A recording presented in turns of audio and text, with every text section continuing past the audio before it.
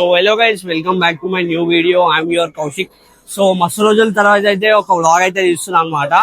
And ఈ 2026 లో ఇది నా best vlog and best trip అనమాట. అండ్ సో మీకు thumbnail చూస్తే మీకు ఆల్రెడీ అర్థమైపోయి ఉండొచ్చు. ఎస్, ఒడిశాకి అయితే వెళ్ళిపోతున్నాం అనమాట. దేనికి అంటే పూరి జగన్నాథుని దర్శనం చేసుకోవడానికి. సో ఫైనలీ ఎన్నో ఇయర్స్ నుంచి అనుకుంటున్నాం, కానీ ఈ ఇయర్ అయితే కుదిరింది రథయాత్రకి అటెండ్ కానికి. ఇప్పుడైతే ప్రజెంట్ సికింద్రాబాద్ రైల్వే స్టేషన్ లో ఉన్నా అండ్ ఇప్పుడైతే ప్లాట్ఫామ్ నెంబర్ 2 ఉన్నా అనమాట. సో ఇంకా 30 minutes లో ట్రైన్ అయితే వచ్చేస్తుంది. సో అండ్ నాతో పాటు మీకు కూడా ఈ బ్లాగ్ లో అన్ని ఎక్స్ప్లెయిన్ చేస్తాను అనమాట. మీకు ఏదైనా రిక్వైర్ కానీ అండ్ ట్రాన్స్పోర్ట్ వేస్ ప్రతి ఒక్కటి లొకాలిటీ అండ్ పూరి జగన్నాథుని దర్శనం చేసుకోవాలంటే ఈజీగా ఎంత టైం పడుతుంది ప్రతి ఒక్కటి ఈ బ్లాగ్ లో మీకైతే చూపిస్తా. మీరు వీడియోని అయితే ఏదో స్కిప్ చేయండి అండ్ మీకైతే చాలా నచ్చుతుంది వీడియో. మీరు ఈ వీడియోతో సపోర్ట్ చేస్తారనుకుంటున్నాను. అయితే ట్రైపోర్డ్ మర్చిపోయినాం అంట, ఇక్కడ వచ్చినాక గుర్తు చేసిండు. సో ఇప్పుడైతే బయటికి పోయి రైల్వే స్టేషన్ బయట ట్రైపోర్డ్ అయితే ఉందాం అనుకుంటున్నాం. సో చూద్దాం, మన ప్రైస్ లా వస్తా అంటే ఉంటాం, లేకపోతే లైట్ గా. సో చూస్తురా ఎగ్జైటర్ ఎక్కుతున్నాం. అండ్ ఇంకా ఎంత ఉంది టైం ట్రైన్ కి? 1 hour. సో 1 hour టైమ్ లా మనం వచ్చేసాలి జల్దీ జల్దీ.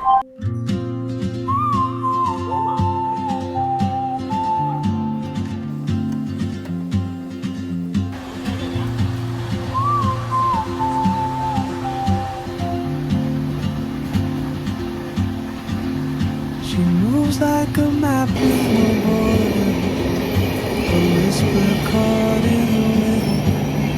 I see her boots at the corner cafe with a notebook and a grin. She's chasing skies I've never named while I stay in my lane with something. Finally Kurdapur road junction కాడికి అయితే reach అయ్యాం madam. After 24 hours, అంటే literally one day తర్వాత అయితే మనం near to Puri, అంటే ఇంకా పూరి కోలేము, నియర్ టు పూరిలో ఉన్నాం. అండ్ ఇప్పుడు మీకు చెప్పాలంటే Secunderabad to Bhubaneswar direct train కదా. సో మీరు భువనేశ్వర్ లో దిగకుండా డైరెక్ట్ ఏం చేస్తారంటే కుర్దాపూర్ జంక్షన్ లో దిగేసేయండి. సో కుర్దాపూర్ జంక్షన్ లో దిగిన తర్వాత మీకు డైరెక్ట్ ట్రైన్ ఉంటుంది మళ్ళీ ఇడికేసి, అంటే ఎంఎంటీఎస్ ట్రైన్స్ ఉంటాయి కదా, లోకల్ ట్రైన్స్. సో ఇడికేసి ఆ పూరికి వెళ్ళడానికి మీకు ఈజీ ఉంటుంది, అంటే ఎక్కువసేపు ఏం పట్టదు, డైరెక్ట్ వెళ్ళిపోవచ్చు. అంటే మీకు ఇప్పుడు రథయాత్ర టైం కాబట్టి మీకు 15 to 20 minutes డైరెక్ట్ ట్రైన్ లో వచ్చేస్తుంది కుర్దాపూర్ జంక్షన్. మళ్ళీ మీరు భువనేశ్వర్కి వెళ్ళారు అనుకో మీకు లాంగ్ అయిపోతుంది చాలా. ఇప్పుడే పూరిలో దిగిన అనమాట. పబ్లిక్ మాత్రం ఫుల్ ఫైర్ లో ఉన్నారు. సో మీకు చూపిస్తా చూడండి పబ్లిక్ అయితే.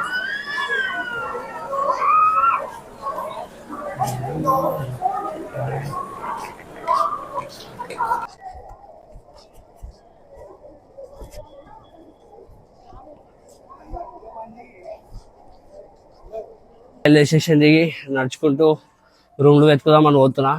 అండ్ వెతికినా కూడా చాలా, కానీ ఏడైతే రూమ్లు అయితే దొరకలేవు. సో అందుకే ఆశ్రమాల దగ్గర ఉందామని చెప్పి ఫిక్స్ అయిపోయినా, ఆడ స్టే చేద్దామని చెప్పి.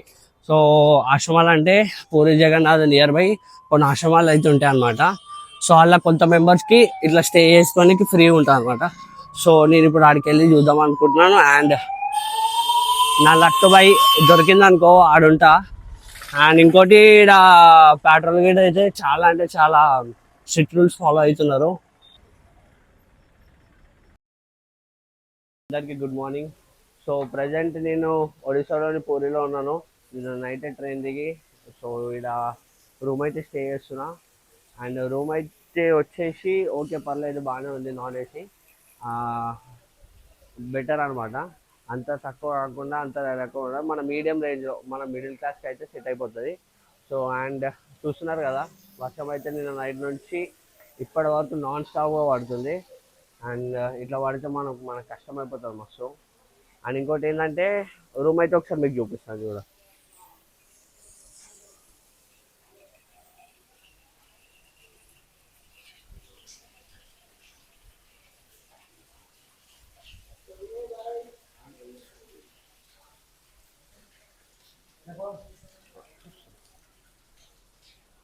రూమ్ వచ్చేసి ఇదే అనమాట.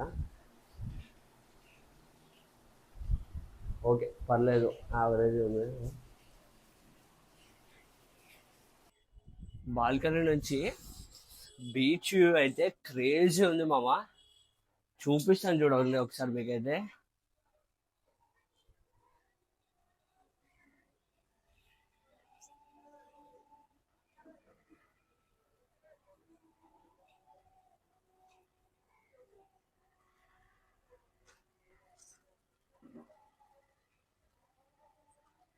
బాగుంది కదా. సో ఇప్పుడు లేట్ చేయకుండా జల్దీ జల్దీ ఫ్రెష్ అయిపోయి మనం గుడికి వెళ్ళి దర్శనం. సో ఇప్పుడే నడుచుకుంటూ పూరి జగన్నాథ్ దగ్గరికి వచ్చేసిన ఫైనల్. చూసిరా వర్షం అయితే ఫుల్ అంటే ఫుల్ పడుతుంది. సో ఒకసారి మీకు ఇంటికెళ్ళి వ్యూ చూపిస్తా, గోపురం వ్యూ.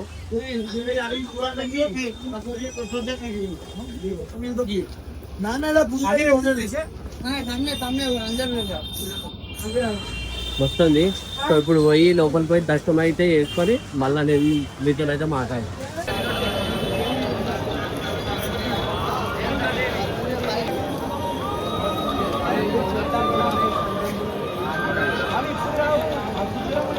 ఇప్పుడే దర్శనం చేసుకొని బయటికి వచ్చిన.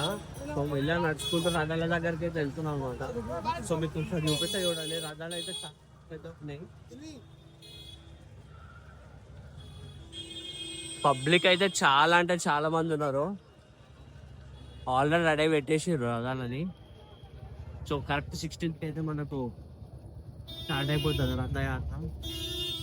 మీకు మళ్ళా దగ్గరకు పోయి చూపిస్తాను.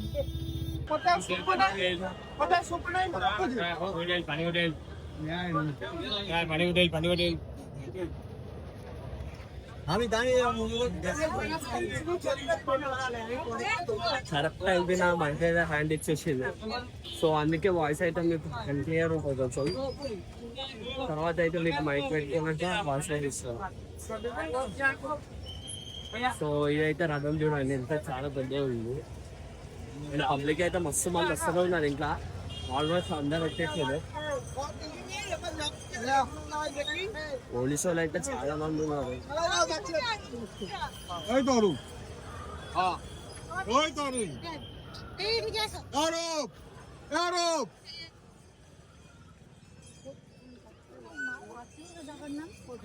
పూరి జగన్నాథ్ అయితే కంప్లీట్ అయిపోయింది టెంపుల్గా.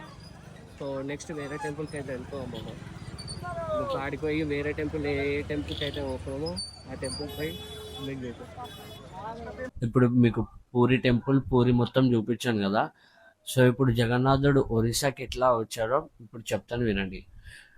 చిన్నోడిని మీకు చెప్పినంత ఏజ్ లేదు, కానీ ఎంతో కొంత తెలిసినంత మీకు చెప్తాను, ఒకసారి వినండి. కృష్ణుడు చెట్టు మీద ఫ్రూట్ వేస్తాడు కదా మామ. ఆ టైంలో ఒక వేటగాడు జింకని కొడతామని చెప్పి సో కృష్ణుని కాలికి బొటన వేలికి తాగుతుంది కదా. సో అప్పుడు కృష్ణుడు చనిపోయాక దాన సంస్కారాలు చేస్తారు కదా.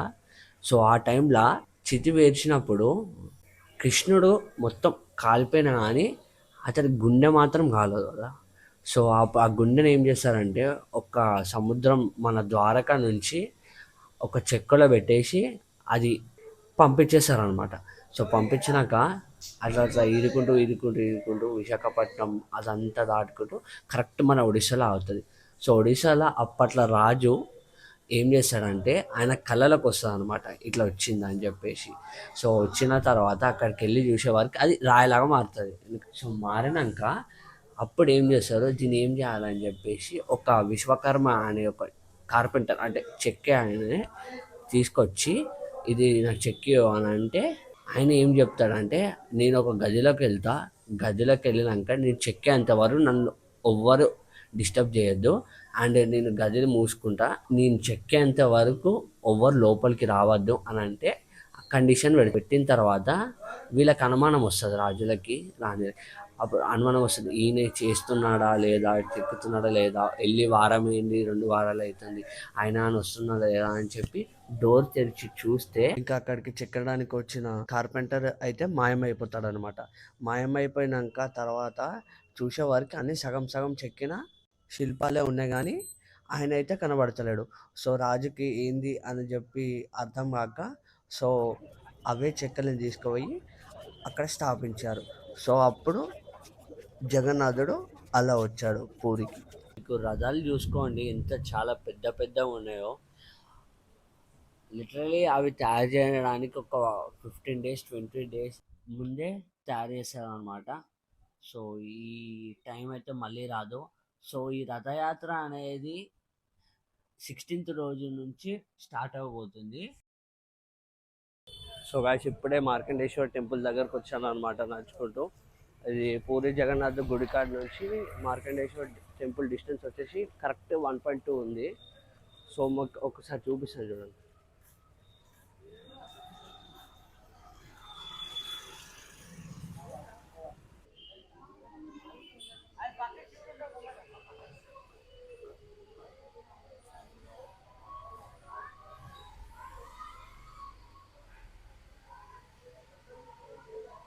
చూడండి ఇక్కడే మార్కండేశ్వరు శివునికి తపస్సు చేస్తాడు అనమాట.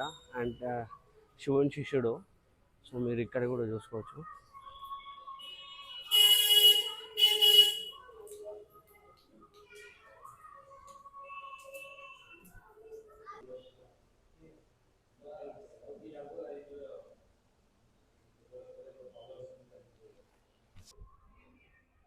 ఇదే ప్లేస్లో మార్కండేశ్వరు శివునికి తపస్సు చేస్తే శివుడు ప్రత్యక్షమై మార్కండేశ్వరికి ఒక కోరిక కోరుకోమంటే నాకు మరణం ఉండదు అని చెప్పేసి కోరుకుంటాడు అనమాట. సో అందుకే మార్కండేశ్వరికి మరణం అనేది ఉండదు.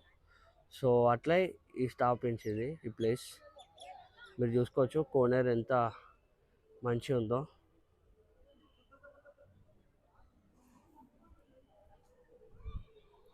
చాలా పెద్ద గుడి.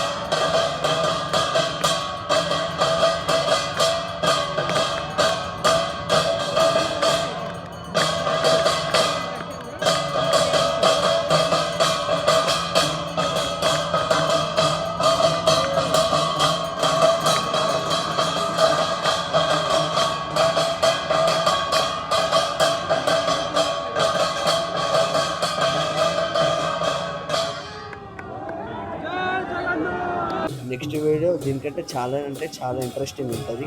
మీరు చూడాలనుకుంటే ఇప్పుడే సబ్స్క్రైబ్ చేసుకోండి. సో ఈ వీడియో ఇంతే గాయ్స్, మళ్ళీ ఉంటా. సో నెక్స్ట్ వీడియో కోసం like, share and subscribe. And అట్లనే బెల్ ఐకాన్ అయితే ఆన్ చేసుకొని పెట్టుకోండి. అండ్ ఈ వీడియోతో మీరు సపోర్ట్ చేస్తారని కోరుకుంటున్నాను.